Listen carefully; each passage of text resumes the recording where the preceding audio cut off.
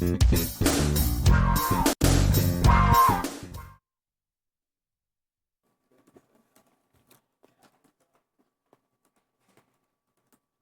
we'll start with Bob's stuff anyway. Ready? Okay, yeah.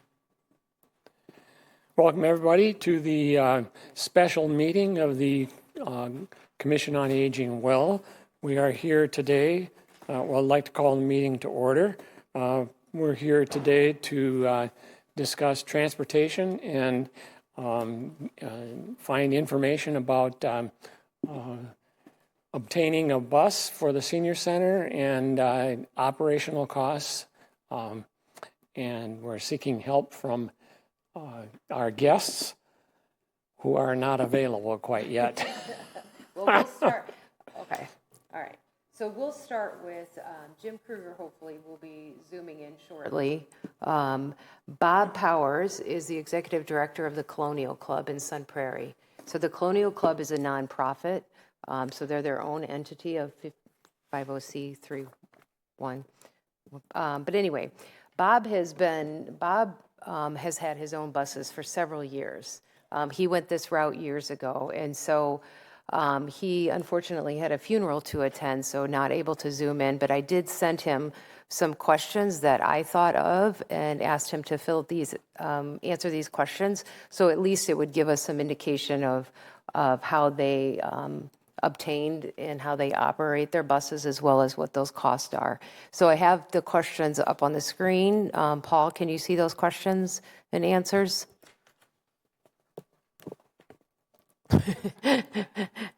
You want me to zoom them in? Yeah, I see writing. How about this?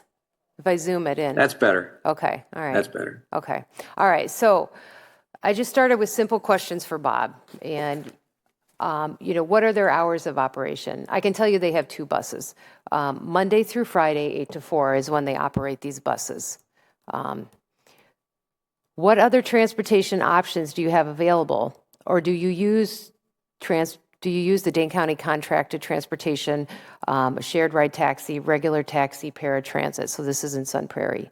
So he does use the Dane County contract for the nutrition rides, just like we have. But those buses that he has is to supplement those rides. So at this point, that is what they use, but they don't have any other options beside that. Keep in mind, Sun Prairie runs their own adult day center, so they provide rides to that as well, using these buses. Who manages the scheduling of the rides? Mainly our director of operations, who oversees the transportation department and driver's schedule. But when she's out, we need to have backup support, which involves other staff, so this can be a handful at times.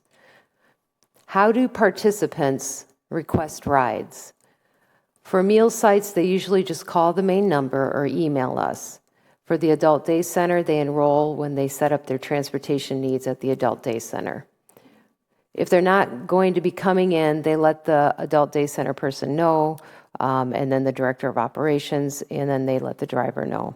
We do not give driver phone numbers out. That would be a nightmare. We do have a 24-hour cancellation notification, but that doesn't always work. So that may mean we have a driver on schedule expecting a full 6-hour day, but maybe they only gets 4. We still pay them if that cancellation comes in late. Who manages reporting and tracking grants? Director of operations and the office assistant. How much time does the reporting take? Jill? Oh, yeah. Are you reading off the paper? Yeah. I'm not seeing this move up here. Oh, sorry. How much time does this take for the reporting? He said for Dane County grant, it's quarterly, but it doesn't. Hi, Jim. Hi. So Bob is at a funeral, so I'm reading off some of his answers to the questions that Jim got as well. So kind of back to the nuts and bolts of funding. Where does your funding for capital and operational come from? So for Bob, we use the 5310 grant from the Department of Transportation, City of Madison, and the Madison Community Foundation for the original purchase. The 5310 grant was easy to write, submit, and get funded, but the ongoing reporting and other requirements is a handful. We got those grants in 2016 and we're still required to do reporting. We also had a matching grant from Sun Prairie Rotary Club and the Rotary District 6250. Operational funds come from multiple grant sources as well as our fundraising efforts and fees for service. So if an adult daycare participant enrolls and is in a managed care organization, they can sometimes get the cost covered for the transportation that way, which means you need to get into their accounting system. This is something we wouldn't have to deal with. A word of caution, payments can often lag a few months. It also requires setting up an ACH transfer. I think that's referring to adult daycare transportation through managed care. So my question, do you have long-term commitments or long-term, grant long-term funding plans? For replacing vehicles, we go back to the 53 grant. We have worked vehicles cost into our budget as a line item. Oh, tell me I didn't do this double-sided. Okay. You guys don't have this, but I do. What are your approximate yearly expenses? So gas, about $5,000. Maintenance, $5,000. Drivers, what do you pay your drivers? One driver does 3 days a week at $16.85 for a total of $18,000 a year. The other driver does 2 days for about $12,000 a year. Our total expense for budget for vehicles is about $40,000, but accidents happen and that could and has risen dramatically and unexpectedly. We fortunately have some savings for emergencies. There are some other expenses that get billed elsewhere, such as licensing, which goes through a professional fee line item. Another issue I'd like to bring to your attention is the issue of your vehicle being identified in the community. Of course, we did big wraps on both vehicles with our logos, our funders' logos, etc. And now, anytime someone walking down the street thinks the driver is going too fast, they call us to complain. They also call our email to say the driver cut them off. As you know, road rage leads people to all sorts of crazy stuff. Another thought, if you do pursue this, I would encourage getting a van or a bus that does not require a CDL. Since the CDL, you have to pay a driver a lot more, and they need to be certified. So those are Bob's comments. And I'm happy to have Jim here also. Thank you, Jim. Sorry about the Zoom mix-up. I'm going to take this off now. I don't have anything else to put on this screen at this point. So, Jim, thanks for being here. I was in the room by myself, Phil. My fault, probably, of course. No worries. So, Jim, go ahead and introduce yourself to the group here. Sure. Well, good morning, everybody. So I'm Jim Krieger. I'm the Executive Director of Newbridge Madison. And like Fitchburg Senior Center, we provide many of the same services in terms of case management and activities, the meal site. So we're very active as well in the community. And Newbridge was formed in 2019, and it was basically the result of a merger of 4 senior coalitions that had existed prior to that time, one on each side of town. Do you just want me to jump into talk about the vehicle, Jill? Yeah, and Jim is here today because Jim just recently purchased 2 vehicles, so his experience is relatively new. Bob is a pro, and we can have Bob back to answer more questions or ask him more questions, but it'll be good to hear Jim's experience since it's very recent, so yeah. Yeah, and we're actually still going through the initial experience. What I did is in 2022, I submitted a 5310 grant with the city of Madison, and we were awarded that. And with COVID and everything, they're behind in terms of the time it takes to make the vehicles. In addition, our vehicle is basically a 14-passenger van. It's got 12 seats and then room for 2 wheelchairs. Mm-hmm. So we also have a lift as well. So, we, like Joe said, we then don't fall under, because it's only a 14-passenger van, we don't have to deal with the other expenses and licensing. So then, even before I received the first van, I wrote a grant for a second van. Same thing, 14 passenger van. They call them short buses now. And we were awarded that. So I basically, have been awarded 2 of the short buses, and we just received the first one about a month ago. So jumping into the questions here, what we're planning to do, we've not started using the van yet because as Bob said, one of the things that they wanted to do was put a wrap on it so that we, could have our name out there, but more so because for our clients, that when it pulls up into their driveway, that they're going to know that it's Newbridge and be looking out for it. We're looking at the hours of operation primarily between 9 and 4 p.m. Monday through Friday. We will, if we have activities in the evening, and occasionally we do, we would then have occasional night use of the vehicle, and then very occasional weekends where we might have some programming as well.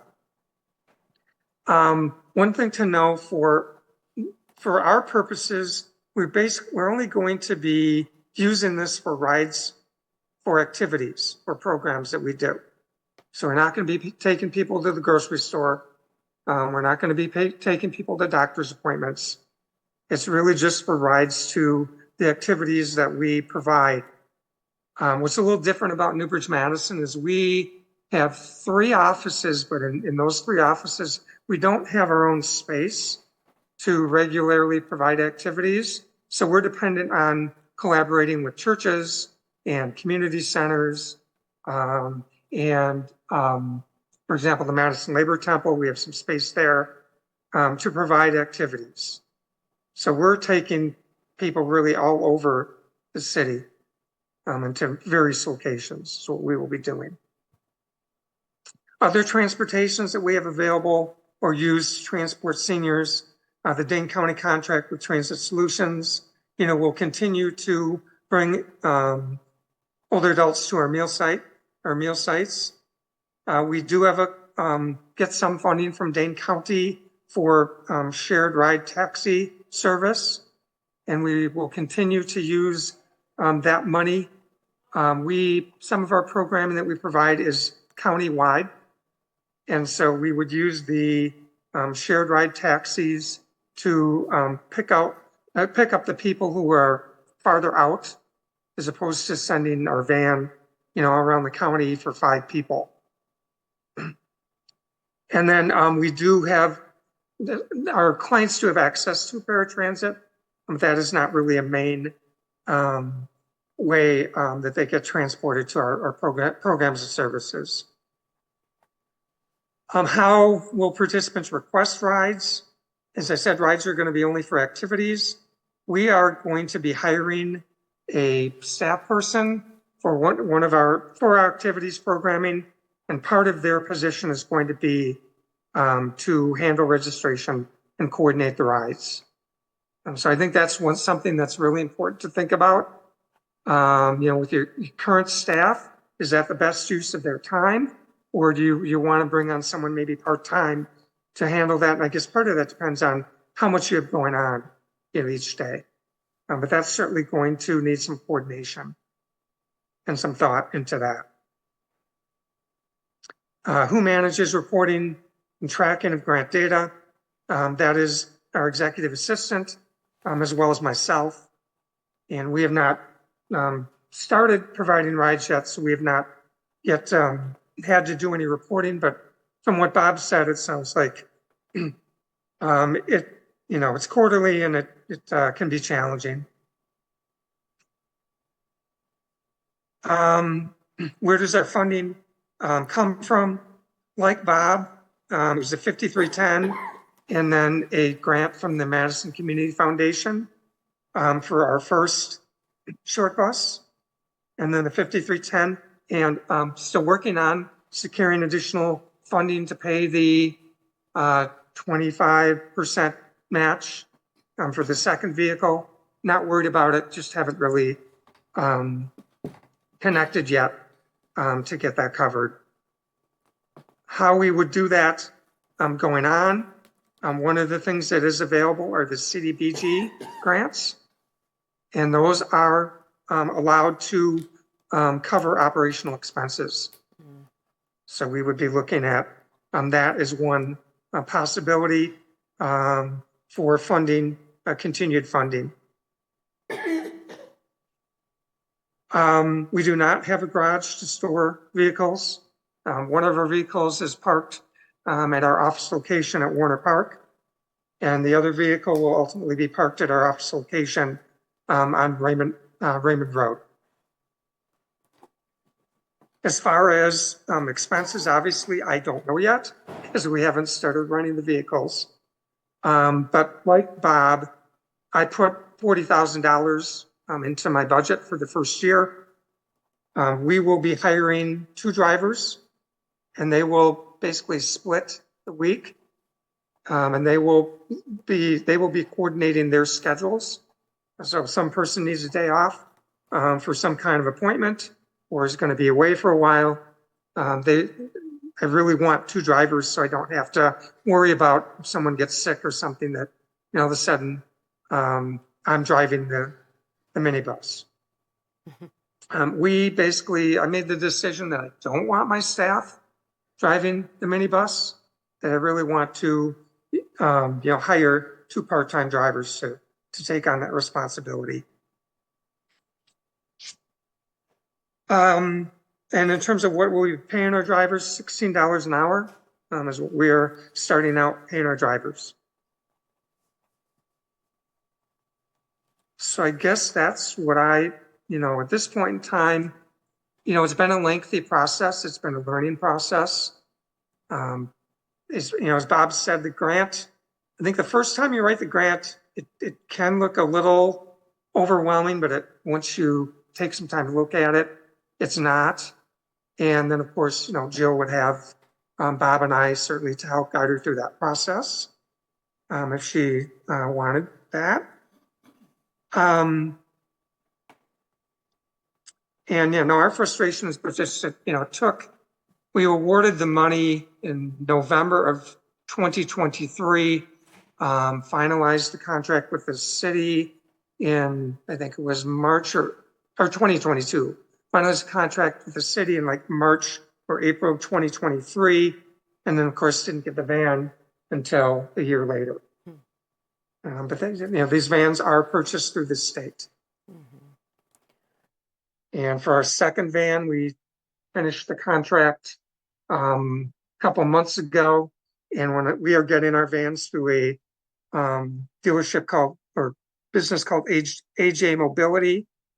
And when he dropped off the first van, he told me it would probably be late this year or early next year when we could expect our second van.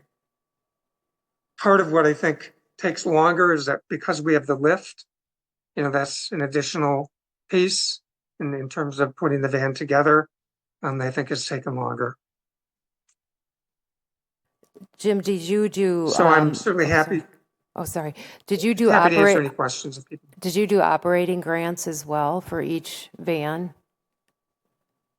Well, we're going to be looking at doing a grant for the first one with CDBG and Madison Community Foundation are the 2 places we're going to be reaching out to.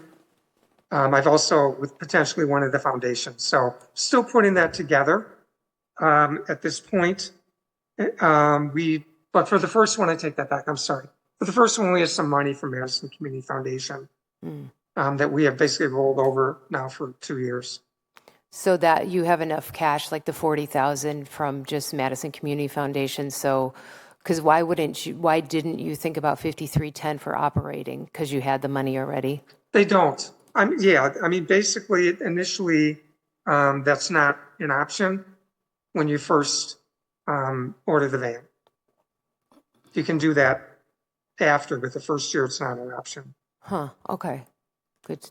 Okay. So you have to cover the operating the first year, and then you can apply for the operating expense, the 5310. Yeah, that was my understanding. Yeah, I talked to Ben. I felt like he said differently to me that you apply for both at the same time, but I'll double check. Okay, and that's possibly changed too, Yeah, yeah, from 3 years ago. sure, okay, all right. Just another 5310 question while you're on that topic. Are there any limits to how many times you can reapply to? Some grantors will limit reapplication, but it sounds like both of these agencies are looking at going back to 5310. Can you do that? If, particularly to the question of if there were some operations dollars that came, can you apply every year? Do you know, Jim? I can answer that. Yes, you can. Okay. You can apply every year. But you also you need to understand that the funding they have is limited. And, I know Bob and I have had success each time in being awarded grants. If it becomes more competitive, then, there's no guarantee that you always get funding. That's what Ben, yeah. A question on your scheduler. You said you had a person that does the scheduling and then 2 drivers. Yes. Do those all come out of the 5310 grant? The money for those? So that's coming out of not the 5310, but the money from Madison Community Foundation. Okay. But that scheduling. But it sounds like you would be able to, request that money. I think, Joe, you have to do a separate form for that. For salaries, you mean? For operational. For Yeah, operational. it's a whole, it's the same, you can do the same grant, but it's for operational and one for But it's- capital. Yeah. And your current staff is handling all the reporting and follow-up for the grant. You're not having your scheduler do that too? No, because the scheduler is also going to be involved in helping with other senior activities that we do. So this is just kind of an add-on, and it's easier for me to, because my administrative assistant and myself handle all of that reporting, just to ensure that it's done properly, and also that gives us a better understanding of what's going on. Did you ever consider combining the driver scheduling duties into one person? Not for long. Simply, again, because what if they get sick? What if they're on vacation and I don't have a driver? And honestly, it seemed almost easier when we're asking for people to just do part-time. We're looking at retirees who are driving, and they don't necessarily want to work 5 days a week. So that's what we've had multiple applications. We were afraid we weren't going to be able to find drivers. I think splitting it up like that helped us to get more applications. Question on maintenance. I'm assuming that a bus like this, that you're limited as to where maintenance who can maintain the vehicle. I mean, how are you going to be handling that? So, right now we're trying to coordinate with one of the local dealers to see that. This is all real still new to me, Paul. So I have not figured that piece out yet. But that's one of the things we're working on. Starting with one of the regular dealerships and going from there. But I have not been able to connect with them yet. Did you look into the usage of electric vans like electric bus? Or is it total gas or hybrid? So I did not, and you basically, through the 5310, you get, how do I say this? You get a certain amount of choices, and I don't remember seeing one of those as an option, and I suspect that it probably would have been more expensive as well. Yeah, Ben said it might be coming And, down the pike, but the electric vehicles weren't available right now. Jim, you may have already said this, but did you purchase those vans from a local dealer here? So no, I did not say that. That's a great question. AGA Mobility is, oh man, where is it? It's like an hour away from Madison. Okay. It's in central Wisconsin. Any particular I reason don't why you remember didn't exactly. work locally? We didn't have any choice. That basically it gets directed by, how to say this? Directed, I believe, by the state. Kind of lets you know who you work through. I can tell you also that the city of Warner Park here also ordered a van or bus, and they were working through a different dealership. So that's not under your control Okay. with the 5310 plan. Through this process, what's the main thing that kept you up at night about this whole process?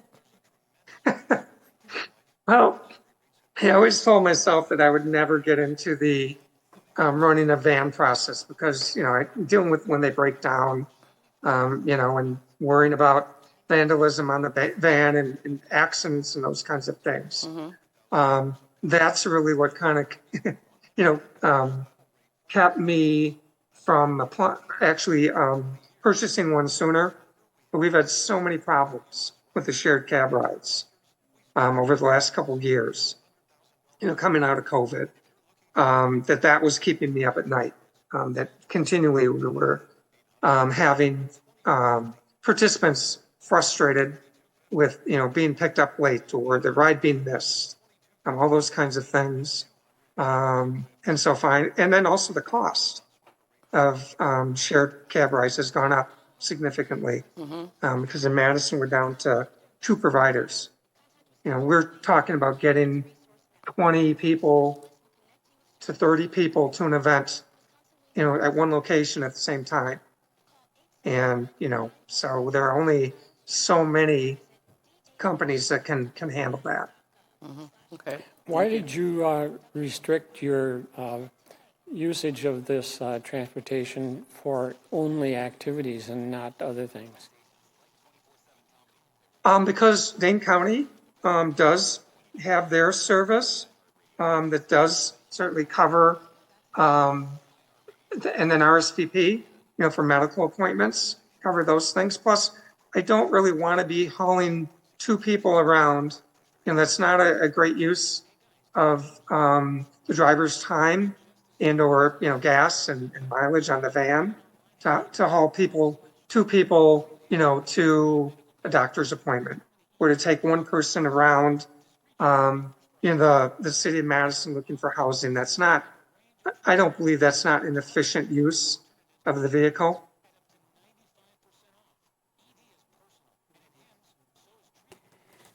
How about? In your planning, Jim, is there anything that looking back, you would have done differently leading you up to this point?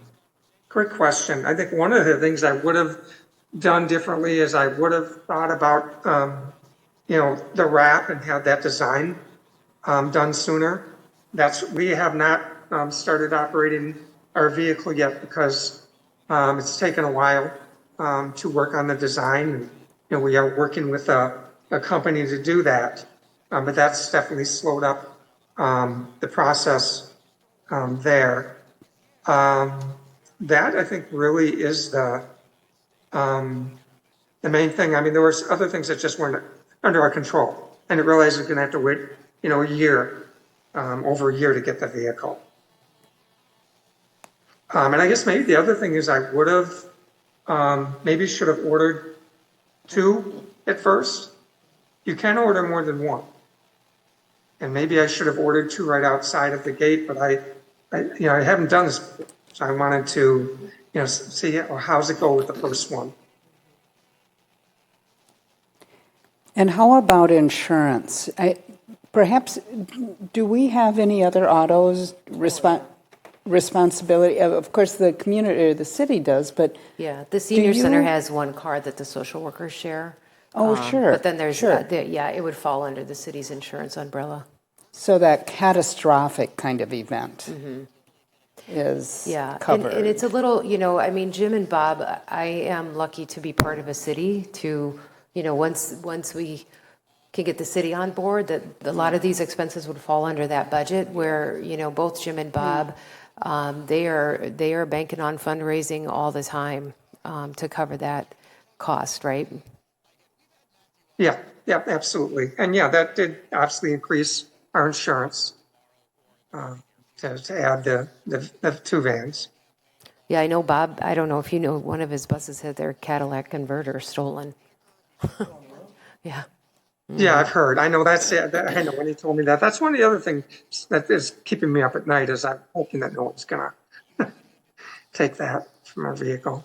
Yeah, and storing it. Bob mentioned something about the drivers, not being happy about scraping the bus off. But so, I'm curious, and I know you haven't started yet, and maybe we'll have Bob back. But for these drivers, would they just show up at 9 and you just give them like, here's your agenda for today? Or you have it all planned?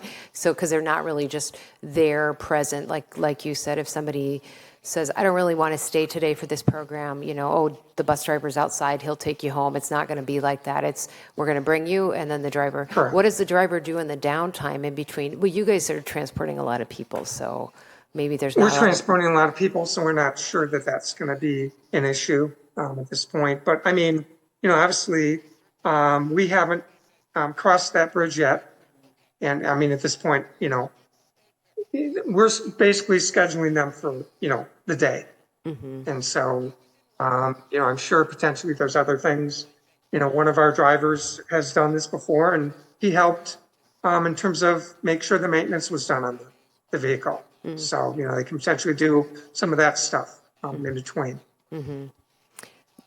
We thought about, well, could they potentially do the scheduling as well? But I think that's adding another task that they may not have any interest in doing. So it just, and at least initially, it felt like it might be better to separate those tasks. And maybe, as we learn from this, maybe we'll decide that we change that down the line. But you're hiring a part-time staff person just to do the scheduling to start and then do so, and it's part-time, this person? Yes. Do you have them on board yet? Not yet. Okay. We're in the process actually of hiring and interviewing for the position. Okay. And then just a question, I know that, the cabbing and the shared ride was used for the diversity program. Was it used for all the other programs too?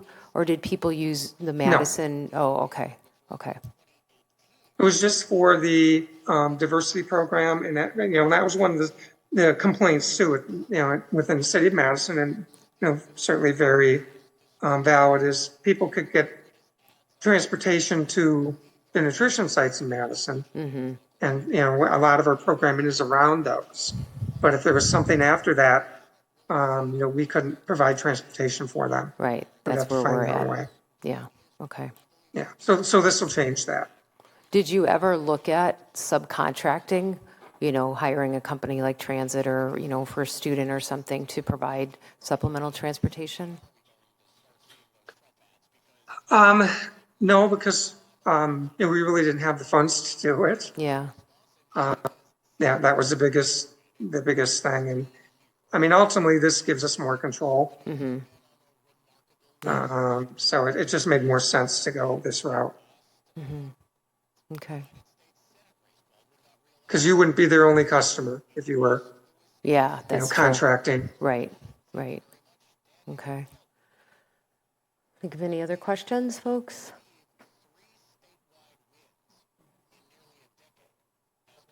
Covered it? Okay. Paul, you're good?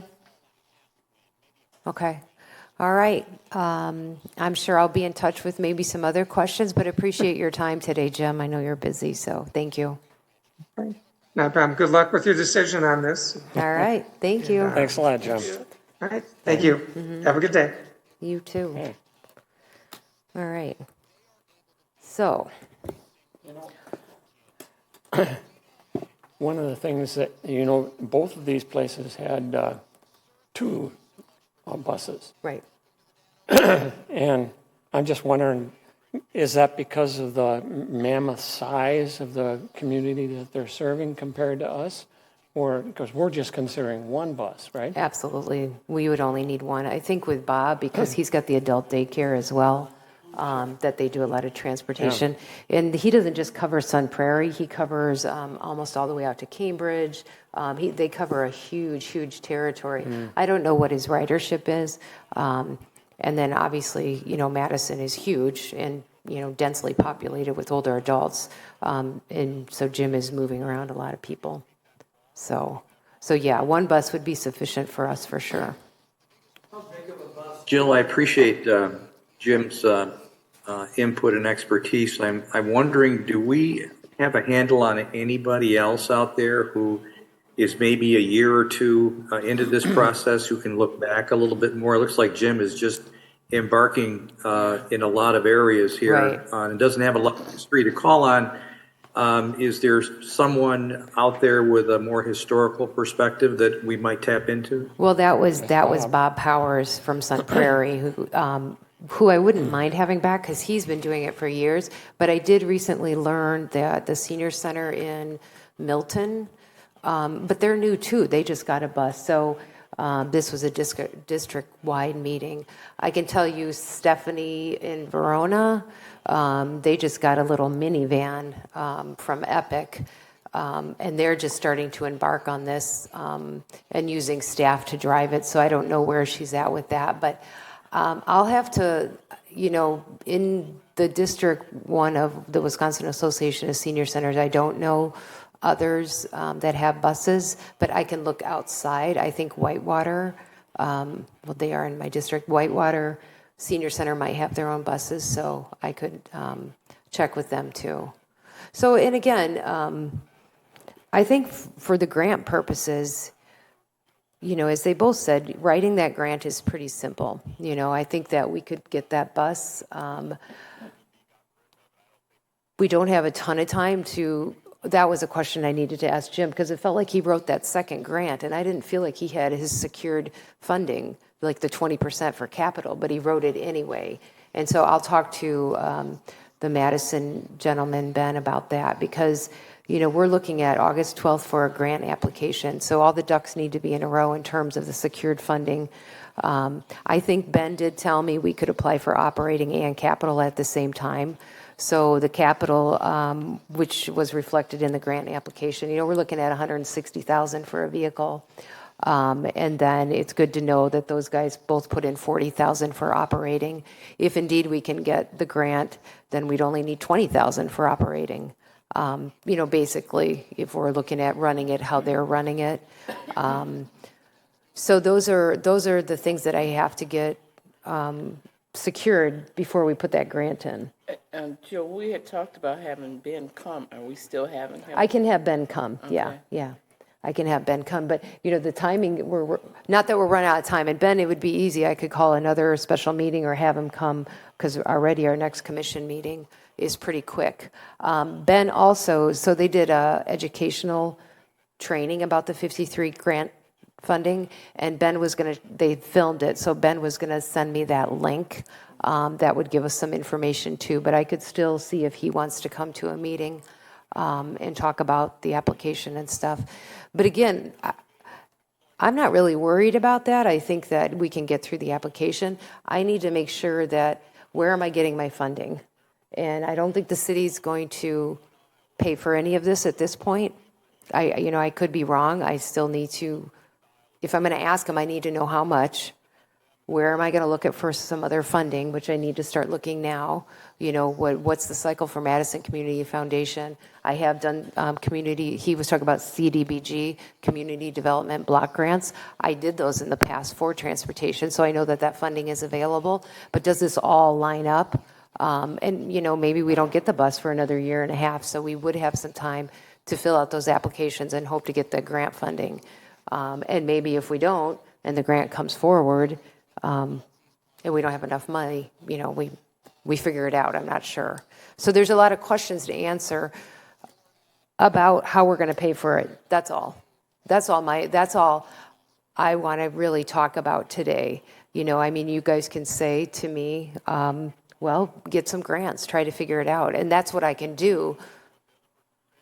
But can I do that in time for the grant application on the 12th?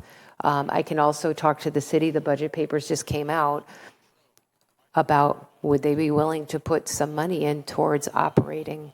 I feel like for capital, it's a lot easier to raise money for a bus, a concrete, tangible item like that, versus operating. So if I can go back to the city and say, would you help with some operating expenses? Even if it's not a driver, it's going to have to be maintenance, it's going to have to be insurance, or do I just try to find funding on my own? How, I don't know.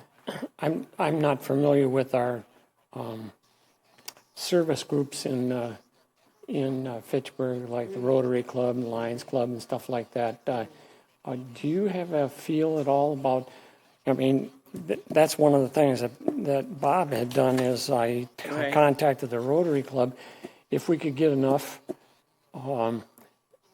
each one of those clubs in the community to partially fund operating costs, Right. that would be real. But I don't know how active those groups are. Do you? Lions isn't super active. Rotary's very active. But we have, car dealers here too. And again, that's more, I want to look towards more operating. I mean, there's grant funding available, maybe pro mega. I mean, Sub-Zero, you know what I mean? I can start looking. We just needed to know how much are we looking at? What do I really need for operating? Which is why I wanted Jim and Bob to talk today. What if, I'm really not in favor of having a volunteer driver. I'm just not. I'm not going to have a program and have a driver call in sick or have somebody say, well, I'm going on vacation, and obviously that can happen with paid drivers too, but you sure have a higher level of commitment with paid drivers. It sounds like Jim's idea about having two part-time, right. And they cover for each other might be a workable alternative for that. Right. Yeah. So let's not focus on the concept of volunteer. That's what I wanted to make clear. I'm not going down that road. Conversation, because we've talked about that several times. Let's get rid of that thought. Yep. But I do think his point to the Rotary clubs and the Lion clubs and whichever other ones are out there is something that we should take a look at. Absolutely. I mean, and step outside of our box of our normal. Right. And try and do some different things in terms of collecting, raising some funds and stuff. So. Right. Okay. So what are you looking at in terms of schedule or that sort of thing? Seems like your staff has enough on its plate that you'd have to bring somebody on board. I think the first year, like any year, is such a pilot that we would just have to handle it ourselves. For somebody like Jim, and again, I would like to talk to Bob more because he's more similar to us in terms of size that they serve. Jim's, just the two diversity programs, and that's why I alluded to that, because I know with the Hispanic and the Black diversity programs, that's where they were cabbing so many people all over, which is why I asked about that, because I wasn't sure how other folks were getting around, and they weren't. They were just using that nutrition contract. And so from what I'm hearing, that bus is going to take the load off of the shared ride taxi and then be able to move everybody around. Yeah, which makes sense. Right. That makes sense. Exactly. So, for us, I envision it as, that's why I asked, like, when we wrote those CDBG grants, when I did years and years ago, we actually just had a driver allocated to us all day long. So if somebody just said, I don't want to stay anymore for this program, we could take them home. If they wanted to go to go and grab their prescription, they could just jump on the bus because the driver was just available. Once he dropped people off for programs, they're just hanging out. So then if other people say, well, could they take me here, here, and here? The driver's there, but that can get really confusing. So I think we would start out very small. We would say, here's some programs in the morning, here's some programs in the afternoon, and we can take you and pick you up, outside the lunch hours. I was thinking, you asked Jim about what do the drivers do in the downtime. I envision as this startup time where the drivers do their driving and then they have downtime And then they can, I'm envisioning having a phone line that records. So somebody calls in and said, I would like to go to the thing on such and such, and it's all on a recording. Then the driver would come back and he would just punch like the old-fashioned voicemail things, remember? You punch the thing and it would go through all of them. Well, you could punch the thing and he could say, okay, here's the 6 people called in, and he could just pencil them in on a sheet of paper. Yeah. Seems to me like, the driver could do a lot of that scheduling. I don't know.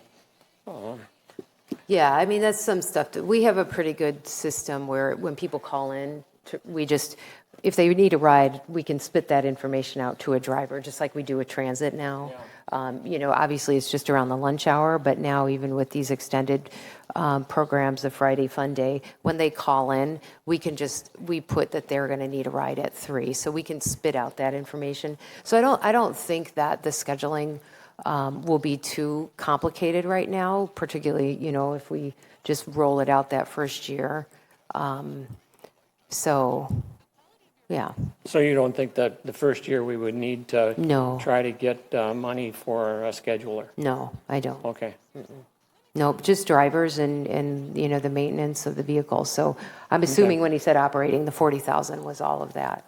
Well, I think that also includes the scheduler, that 40,000. Yeah, I for wasn't him. sure because they said they were also going to do some programming. It sounded like it included. But Yeah, I'll I ask may have him. heard it wrong. I don't know. Yeah. All right, so what I'm hearing is I need to start reaching out to some nonprofits in the area and see if we can get some funding.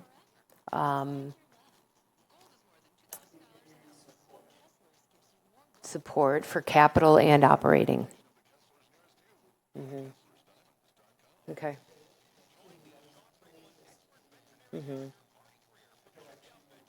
Yep. So timeline-wise, when we need to get the request for the 510 application grant to the city. So I'll And fill then out that, yeah, I just need to put a form through to get the approval to apply for the grant. Okay. And then I can move forward now, but. Okay. Yeah. So timeline-wise, we're not really in a crunch then. Not for that, but I'm in a crunch to get some money secured because the grant's due August 12th. So I got, Right. so I got 5 weeks. Do you have to have money before you apply for the No, grant? You have to have a commitment. Okay. Yeah. Okay. So, the commitment, maybe we're a year out with that bus. I don't know if they're that behind like they were during COVID. So I can talk to Ben about that. I was surprised that Jum said that you didn't have any choice about where you get the van from. Well, that's because they're on state contracts, so you have to go with whatever the state contract is. But I was reading through that grant application again. I feel like you could go outside that contract, but you have to pay for the bus up front and then wait for them to reimburse you that 80%. Yeah. So there might be that option, and who knows, maybe we get a bus donated. Then I guess that's why I was asking that question. No, So, right, I don't. Yeah, that's where I was kind of right. going with But you're that not going to because- see, I think it would be the funding, because like the car dealers don't have 14-passenger buses with wheelchair lifts, you know what I mean? Yeah, But the but- mobility places do, so maybe a car company donates the money to buy it. I mean, yeah, you just never know. You never know, Yeah, right, but, right. But yeah, otherwise you have to go along with the state contracts, so, yeah. Jill, I'm sorry, but I have to jump off. No problem, I'll bring you up to speed later. All right, thank you. Thanks, Paul. You know, an interesting thing that they were talking about was this wrap. I don't know, is there some place that just does wraps for you? Yeah, I mean, FACTv has theirs wrapped, the library has a beautiful wrap, so Oh, that's so that's easy not schmeezy. not an Yep. issue about No. finding out how to do a wrap? Nope, and all of our logos are set and stuff, so we would just put our city logo on there, so that's easy. Oh, That I okay. can do. Okay, but then, one of the things that Jim recommended was having the sponsor's name on the wrap too. Which would be super cool, Yeah. yeah. So, you know, when we Little go around incentive. begging money off of people, Right. we can always say, hey, wait a second, you can always have continuous advertisement Advertising. going around. Right, yeah.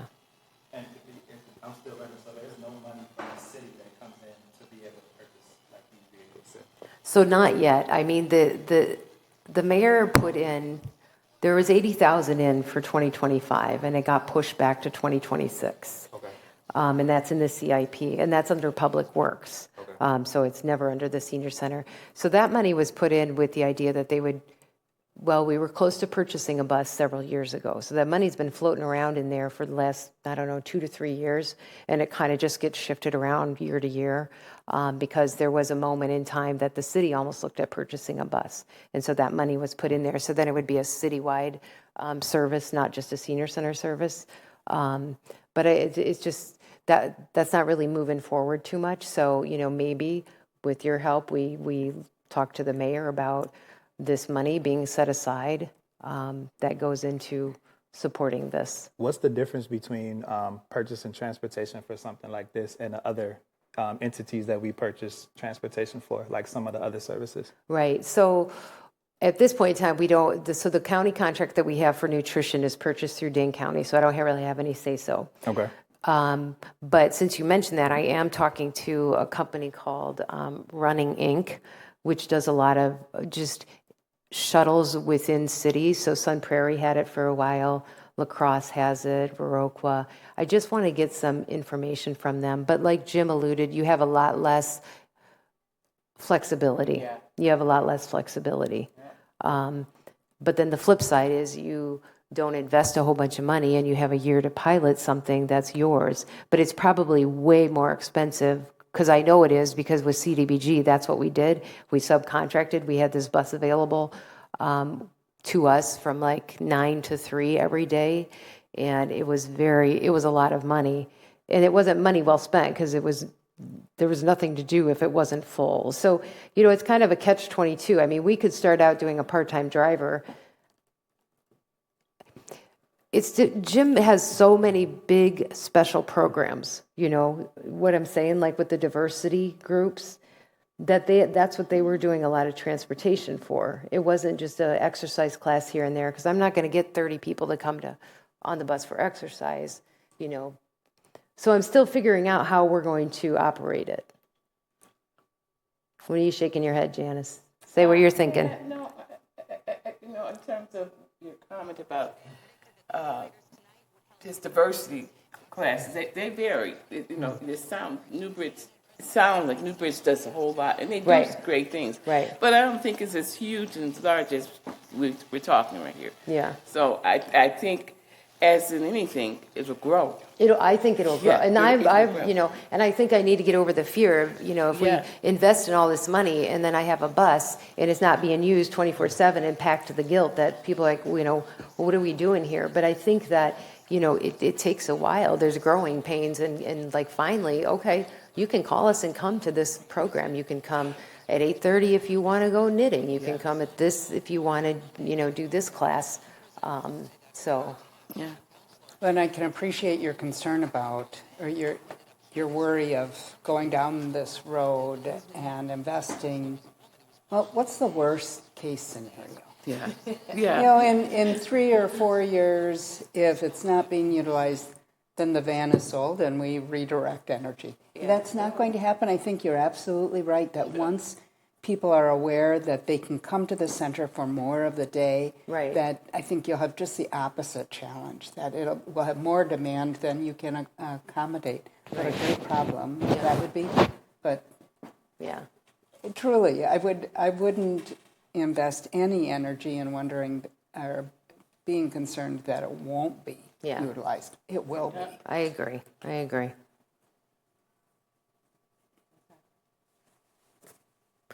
Okay, so I think what I'll do is I'll kind of sum up what we talked about today,